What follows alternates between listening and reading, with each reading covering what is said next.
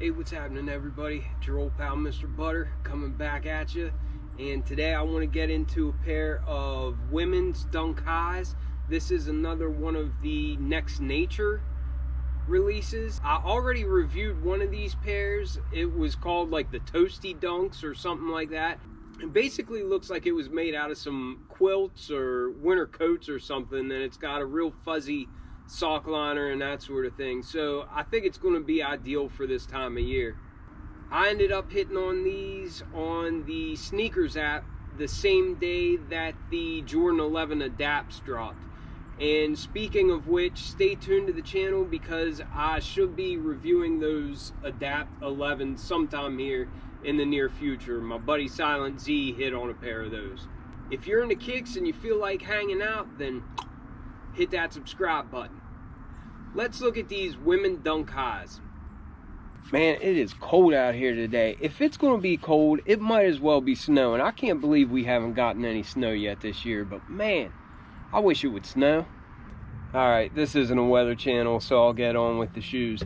Same box that we saw for those Toasty dunks that I reviewed before. It basically spells out Nike's effort to move towards zero carbon emissions, or at least reduce their carbon footprint on the world, which that's all fine and dandy. I'm good with that. I think there's 20% recycled content in these shoes. The tag reads Women's Dunk High LX Next Nature, and the colors are pearl white, sail rattan, whatever rattan is, rattan, tomato, whatever. Alright, these were $130 suggested retail price, and I got these in size 7.5. That'll fit my wife, my daughters, so they all like them, so they can figure out who wants them. And like many other releases in these boxes that spell out their effort to reduce their carbon footprint, there's no paper in here. And then here we have it. These really are exactly like those Toasty dunks that I reviewed before. And I think I made the comment that I would just like to curl up in them and take a nap. And I feel the same about these. They all have like a quilted, it's like a jacket material almost. It's not just like a normal blanket. It kind of feels like a bedspread, but it's a little bit heavier duty than that. But it just has a neat quilted look on all the panels on the upper. Then going up the eye stays, I think this is like a felt material. It doesn't really feel like suede. It looks like suede, but I believe it's just felt going up the eye stays. And then you also have that same material on the swoosh as well. And again, it looks like suede, but it's just like a felt material. I don't think there's any animal products on this shoe actually. And down on the insole it says that it's faux fur for the sock liner, and even the insole on these feels real fuzzy. It feels like fleece, like the inside of sweatpants or something. But I love the colors on these. I actually like these more than what I like the Toasty dunks that I reviewed before, which were like brown, green, sail, that kind of stuff. But I just think these look really, really cute. And honestly, every girl in my family who has seen these, starting with Mrs. Butter, said, "Oh, those are nice," and they picked them up and, you know, took a nice good look at them and everything. So I know that they really like them. I think the pink and then this like khaki color, along with that tan colored outsole, and just the variety of colors that they have on here, they just go together really, really well. And they do just look really cozy. They look very relevant for this time of year. And even though there is no snow, it's cold here. It's really, really cold here. So this would be a great shoe for wearing, really doing anything around here.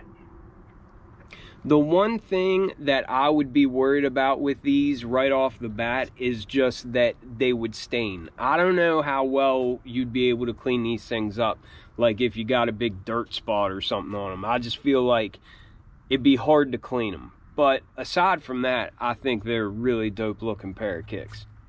Starting with the outsole, it's got like this khaki color. It's a little bit darker tan than sail, but it just looks real nice. And it's got all those little speckles in it, almost like that Nike grind technology where they reuse rubber from other outsoles and stuff.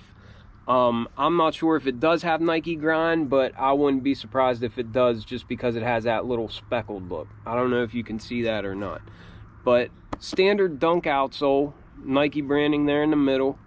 And then coming up to the midsole, you can see that's not really a bright white. I guess that's more of like a sail, but again, you have all those little speckles in there.